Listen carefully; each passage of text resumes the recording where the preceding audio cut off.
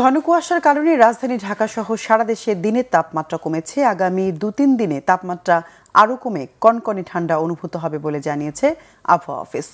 আবহাওয়া অফিসের নিয়মিত ব্রিফিংয়ে তথ্য জানানো হয়েছে। এতে বলা হয়, ঘন কুয়াশার কারণে দেশের বেশিরভাগ এলাকায় শীত বেড়েছে।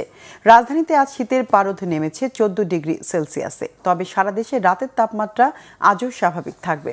আজ দেশের সর্বনিম্ন তাপমাত্রা রেকর্ড করা হয়েছে কিশোরগঞ্জের নিকলিতে 9.8 ডিগ্রি সেলসিয়াস। এদিকে ঘন কুয়াশা ও কনকনে বাতাসে বিপর্যস্ত স্বাভাবিক জনজীবন। জরুরি কাজ ছাড়া ঘর থেকে বের হচ্ছেন না মহানগরবাসী।